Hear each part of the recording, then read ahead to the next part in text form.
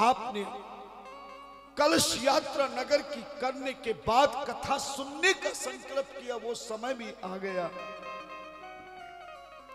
लेकिन मैं भी आपको संकल्प देता हूं, यदि आपने नियम से रोजाना मेरी इस कथा को ध्यानपूर्वक सुना तो मैं 100% आपको गारंटी दे रहा हूं।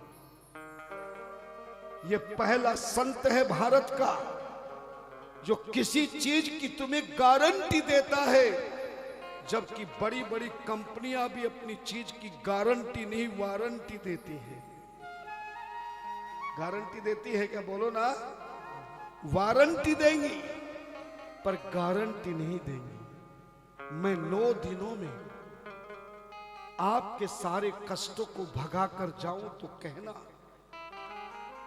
आपके सोए भाग्य को जगा कर जाऊं तो कहना, आपको सच्चा मार्ग बताकर जाऊं तो कहना, और आपको भोलेनाथ के दर्शन कराऊं तो कहना कि कोई धामपुर से पहली बार इस पानीपत महानगर की विशाल पंडाल की विशाल व्यास गद्दी पर वाणी को सुनाने आया। बस आज पहला दिन थोड़ा सा कठोर लगेगा आपको, क्योंकि कोई भी आदमी पहला काम करता है ना तो कठोर लगता है। जब बच्चा पहले दिन स्कूल में जाता है तो पहली वो LKG करने में, UKG करने में उसको बहुत कठोर आता है। कैमानी कबूतर लिखने में भी कठोरता होती है, लेकिन जब वो 5वीं क्लास में चला जाता है तो A4 एप्पल लिखने में कोई उसको दिक्कत नहीं है। आज पहला दिन थोड़ा सा कष्ट उठाना पड़ेगा। पहला दिन आप मेरी वाणी को मानते हुए आज का थोड़ा समय मुझे दे दीजिए, और कल से तुम्हें वचन देता हूं, मैं नहीं कहूंगा तुम्हें बैठने के लिए। अगर तुम उठ के चले जाओ तो मैं 100% गारंटी देता हूं। ध्यान देना, झोली फैलाइए, सीधी कमर कीजिए, सौभाग्यवती नारी अपने सर पर पल्ला रख ले, और आज से अभी से मैं कथा को प्रारंभ कर रहा हूं। आज ज्यादा समय नहीं लूंगा। पहला दिन व्यवस्था में भी कुछ कमियां होती हैं, परिस्थितियां भी कुछ अलग होती हैं। जानता हूं कि आप बहुत समय दिया है, पर आज का दिया हुआ समय मेरी 7 साल की तपस्या का तुम्हें फल प्राप्त देगा। कितने लोग चाहते हैं कि आप मेरी 7 साल की तपस्या का फल लेके जाए, तो मैं भी वचन देता हूं, तुम केवल आज का समय मुझे दे देना और मैं तुम्हें तपस्या देने का वचन देता हूं। झोली फैलाइए और कथा का एक बार सम्मान कर दीजिए, ताकि मैं आज पहले दिन की कथा को सुना सकूं। यह शिव महापुराण, यह शिव, बोलिए बोलिए, यह शिव महापुराण, शिव महापुराण, यह शिव महापुराण, यह शिव महापुराण, शिव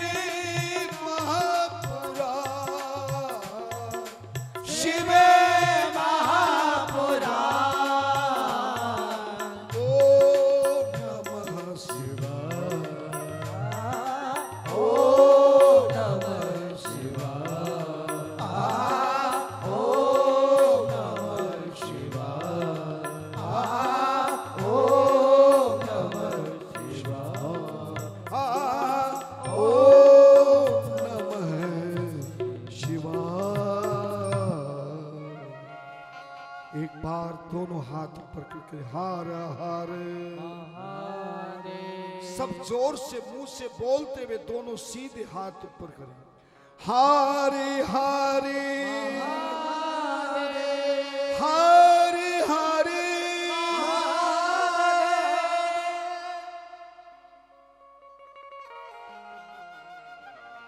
आज प्रश्न उठता है, लोग भगवान शिव की खूब पूजा करते हैं, अपने घर के मंदिर में भी शिवलिंग की पूजा करते हैं, अपने नगर के मोहल्ले के मंदिर में भी जाकर के भगवान शिव की पूजा करते हैं, जल भी चढ़ाते हैं, चंदन भी लगाते हैं, अक्षत भी चढ़ाते, पुष्प भी चढ़ाते हैं, धूप दीपक भी देते हैं। पूरी जिंदगी हो गई आपको जल का लोटा चढ़ाते चढ़ाते, पूरी जिंदगी हो गई आपको ओम नमः शिवाय बोलते बोलते, पूरी जिंदगी हो गई आपको मेरे प्रभु के दर्शन करते हुए, मगर फिर भी आपका कष्ट नहीं मिट पाया। उसका मैंने निचोड़ निकाला। आप जिस शिव की पूजा करते हैं, जिस शिवलिंग को जल चढ़ाते, चंदन लगाते हैं, अक्षत चढ़ाकर पुष्प धूप दीप नैवेद्य आदि चढ़ाते हैं, सच बताना, जरा जोर से बोलना। धन्यवाद। जिस शिवलिंग की आप पूजा करते हैं, जिस शिवलिंग को आप शिव जी का सच्ची भक्ति देने वाला, शक्ति देने वाला मानते हैं, आप में से कितनी माई भाई को पता है कि यह शिवलिंग सबसे पहले कहां पैदा हुआ, सबसे पहले कहां प्रकट हुआ? बोलो ना। बिल्कुल नहीं। जितनी आप बात बताएंगे, सुनी सुनाई बात बताएंगे, किसी से सुनी भी केवल बात बताएंगे, मगर शास्त्र प्रमाणिक जो चीज है, धर्म प्रमाणिक जो चीज है, वही सच्चा माना जाता है। आप तो क्या 95 सनातन धर्म हिंदू समाज को यह पता नहीं शिवलिंग कहां प्रकट हुआ, कब प्रकट हुआ, क्यों प्रकट हुआ, कैसे प्रकट हुआ, यह भी पता नहीं कि शिवलिंग के प्रकट होने के बाद सबसे पहले पूजा किसने शुरू करी। सबसे पहले पूजा शिवलिंग की किसने प्रारंभ की?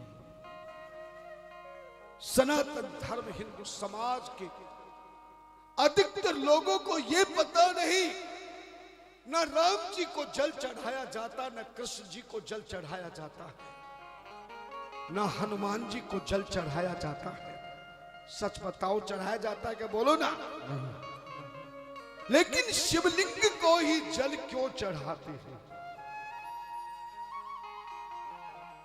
धन्यवाद। परिचय दे रहा हूं जो 9 दिन में आपको सुनाकर जाऊंगा, बताकर जाऊंगा, केवल मात्र नचाकर नहीं, कहानी किस्से सुना के हंसाकर नहीं,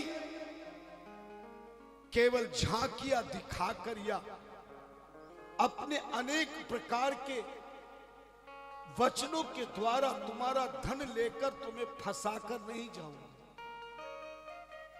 मैं तो तुम्हारी जिंदगी के सारे कष्टों को मिटाकर जाऊंगा और तुम्हें भोलेनाथ के चरणों का परम भक्त बनाकर जाऊंगा।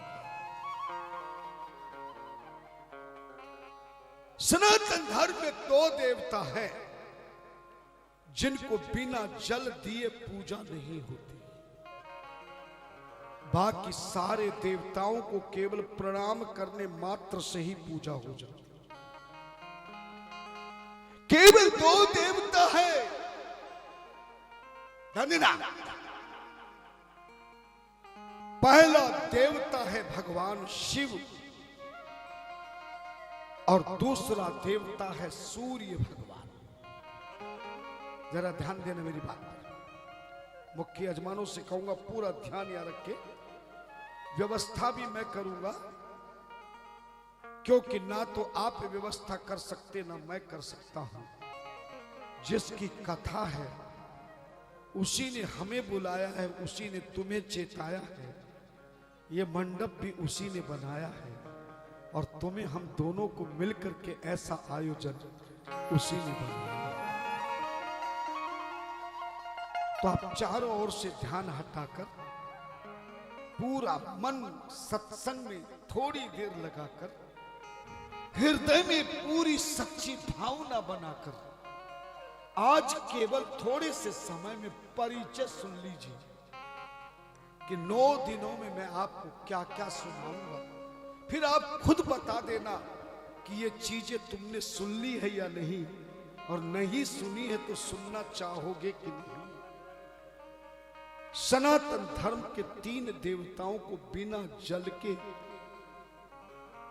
पूजा नहीं होती, और सच कहूं तो 3 देवताओं को नहीं होती है। कितनी पूजन सामग्री चढ़ा लेना, कितने वेद मंत्र बना लेना,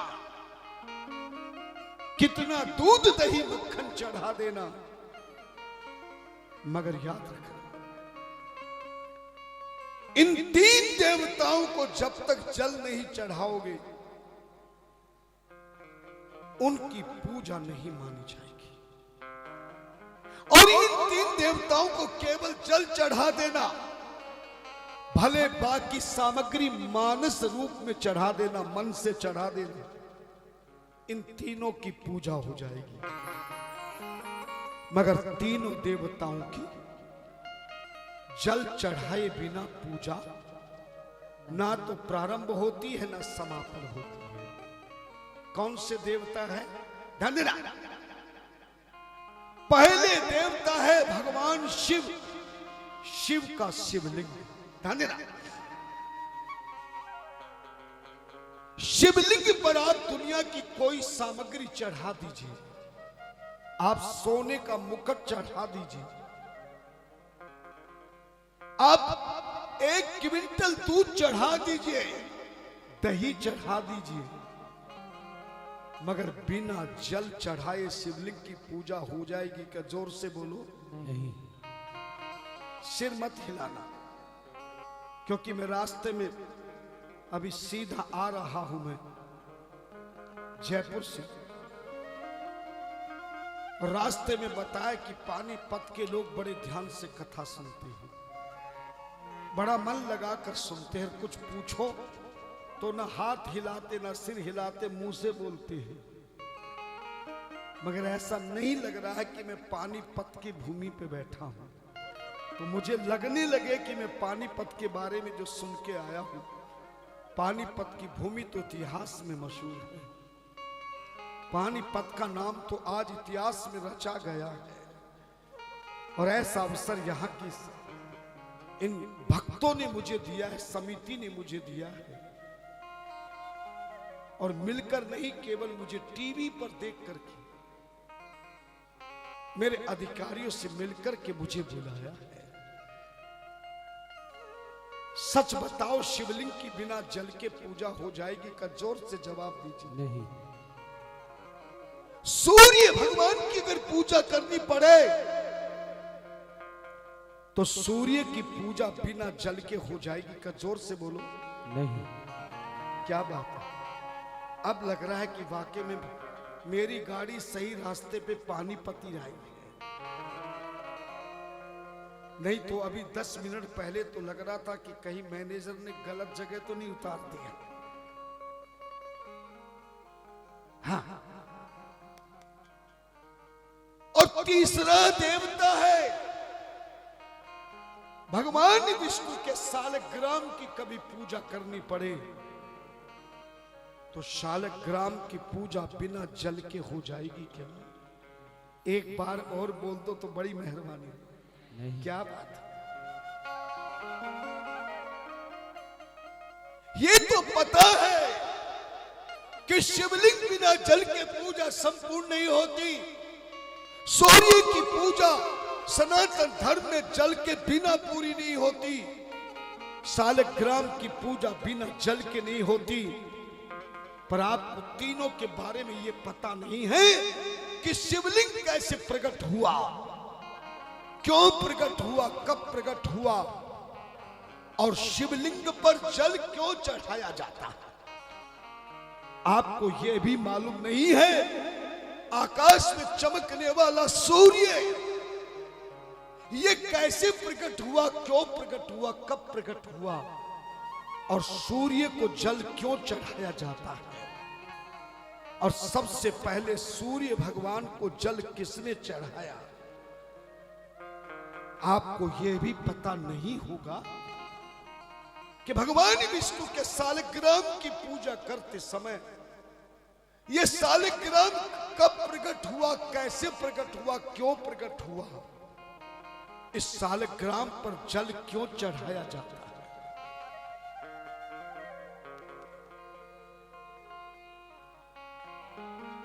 लेकिन मैं आपको 9 दिन की कथा में सारे रहस्य बताऊंगा जो आज तक तुम्हें अनेक सत्संग सुनने के बाद भी जिन चीजों का ज्ञान नहीं हुआ है,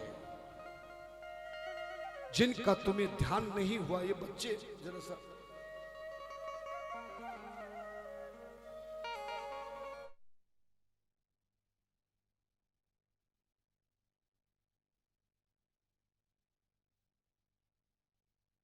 जाऊंगा कि सूर्य भगवान सबसे पहले कहां कैसे प्रकट हुए, सूर्य को जल क्यों चढ़ाया जाता है,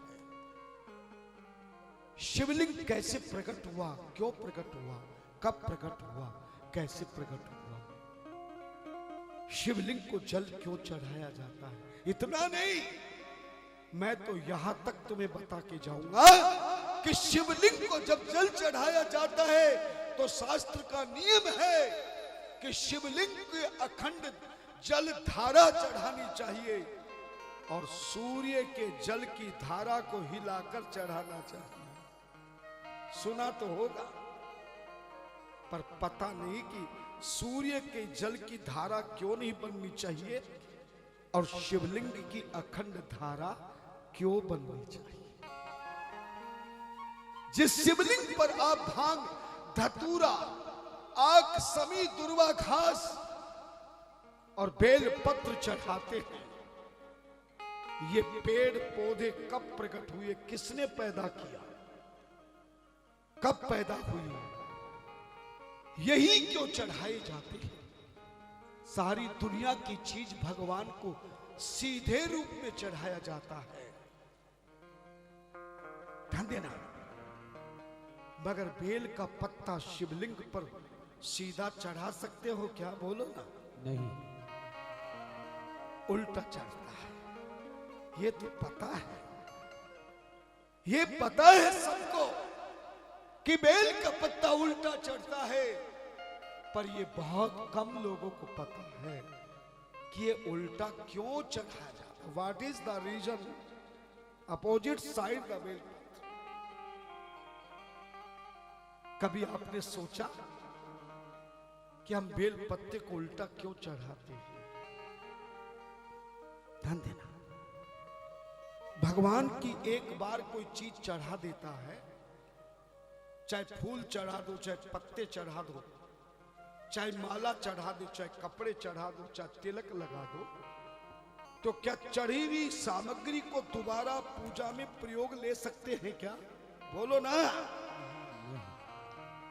देखो भाई, धामपुर वालों के बारे में अगर पता नहीं तो पहले मैं मेरा परिचय दे देता हूं कि मैं कथा वही सुनाता हूं जो मेरी बात का जवाब देता है।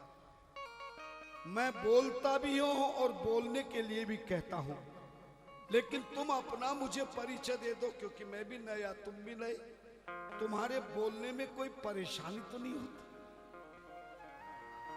और कहीं मैं बार बार तुम्हें बोलने के लिए पूरे 9 दिन तक कहूंगा, तुम्हें कोई दिक्कत तो नहीं होगी। और एक बात और बता देता हूं मैं अपने बारे में, केवल धामपुर वाला महाराज है जो तुम्हें 9 दिन तक खूब बोलने के लिए कहेगा कि बोलो, बताओ, जोर से बोलो। लेकिन दुनिया में मेरे अलावा तुम्हें ना घर वाले मिलेंगे कि तुम बोलो, बल्कि बोलने वाले को चुप करा देंगे, चुप हो जा पहले मेरी सुन। और ज्यादा बोले तो धमकाएंगे कि बहुत बोलता है। ये तो संत केवल धामपुर वाला है जो खुद भी खूब बोलता है और सुनने वालों को भी बोलने की छूट देता है। तो एक बार मेरे लिए भी ताली बजा दो। हरे हरे हर हरि हर हरि। शिवलिंग को जब चंदन लगाया जाता है तो कभी भी सफेद चंदन का प्रयोग नहीं होता है। अर्थात भगवान शिव के शिवलिंग को लाल चंदन लगाया जाता है। सूर्य भगवान को लाल चंदन अर्पित किया जाता है, लेकिन भगवान विष्णु के सालग्राम को लाल चंदन नहीं लगाया जाता। केवल भगवान विष्णु को, सीताराम को, राधा कृष्ण को शालिग्राम को सफेद चंदन का ही प्रयोग किया जाता है। ये लाल चंदन और सफेद चंदन कहां पैदा हुए, कब पैदा हुए, क्यों पैदा हुए, कैसे पैदा हुए? और शिव को, सूर्य को लाल चंदन क्यों प्रयोग किया गया और भगवान विष्णु और उसके समस्त अवतारों को सफेद चंदन ही क्यों लगाया गया? सच बताओ, ये बातें तुम जानना चाहते हो कि नहीं? जोर से बोलो। मैं वचन देता हूं, पूरे 9 दिन तक जितनी देर व्यास गद्दी पर बैठूंगा, मैं कोई ऐसी बात नहीं सुनाऊंगा जो तुमने सुनी। 4 घंटे में तुम्हें केवल वही सुनाऊंगा जो तुमने आज तक नहीं सुनी, और वही सुनाऊंगा जो तुम सुनना चाहते हो। धन्यवाद। इतना नहीं, आप हर साल महाशिवरात्रि मनाते हो। मनाते हो कि नहीं? बोलो ना। मनाते। पूरी दुनिया में मनती है। तुम हिंदू हो, सनातन धर्मी हो, बड़े बड़े शिव की पूजा करते हो, बड़े बड़े शिव मंदिर बनाते हो, बड़े बड़े शिव जी के उत्सव मनाते हो, पर तुम्हें कोई प्रश्न कर ले, बताओ ये शिवरात्रि क्यों मनाई जाती है? शिवरात्रि के दिन हुआ क्या था? अगर रामनवमी के लिए पूछेगा तो तुम जवाब दे दोगे कि आज हमारे भगवान श्री राम का जन्म हुआ था, अवतार हुआ था। कृष्ण जन्माष्टमी के लिए पूछेगा तो आप तुरंत जवाब दे दोगे, आज कृष्ण जी का जन्म हुआ था। राधाष्टमी के लिए पूछोगे तो कहोगे राधा जी का अवतरण हुआ था। है?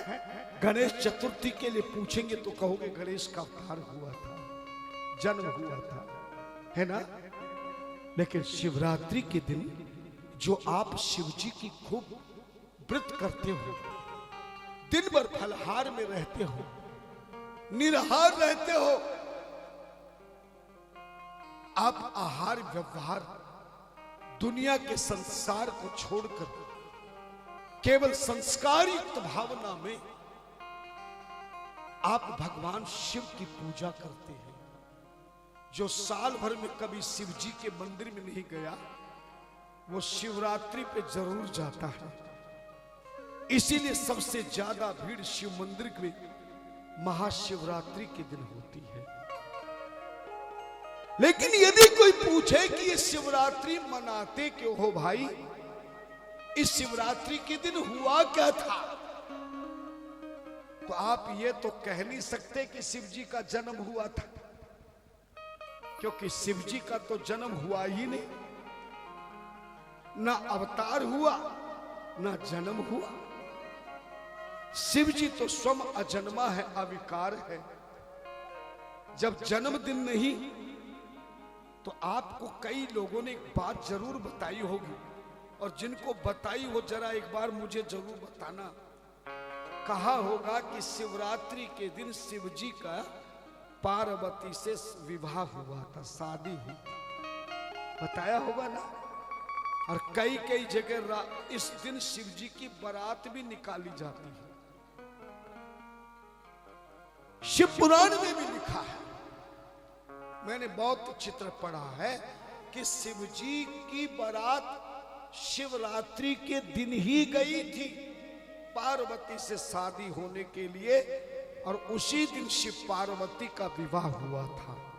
ये बात 100% सत्य है, पर ये सत्य नहीं है पूर्ण रूपेण कि शिव भगवान और पार्वती के विवाह के उपलक्ष्य में हम शिवरात्रि मनाते हैं। ये आप तो मान सकते हो क्योंकि आपको इस बात का ध्यान नहीं है, ज्ञान नहीं है, लेकिन विद्वान इस चीज को नहीं मानता। क्यों? क्योंकि अगर शिव पार्वती के विवाह का कोई उत्सव मनावे तो हमारे राम जी की शादी नहीं हुई थी क्या? जोर से बोलो। तो हम राम जी का जन्म उत्सव तो मनाते हैं, पर राम जी का हम विवाह उत्सव क्यों नहीं मनाते? भगवान कृष्ण का विवाह हुआ, हम कृष्ण जन्माष्टमी तो मनाते हैं, मगर कृष्ण जी के विवाह का दिन हम नहीं मनाते। क्यों भाई?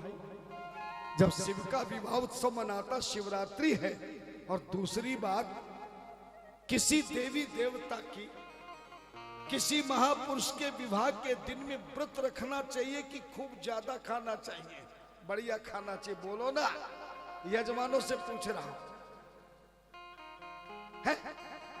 किसी की शादी का ऐसा कोई उत्सव देखा कि पार्टी में बुला के कह दे कि आज मेरा एनिवर्सरी है, मेरी शादी का दिन है,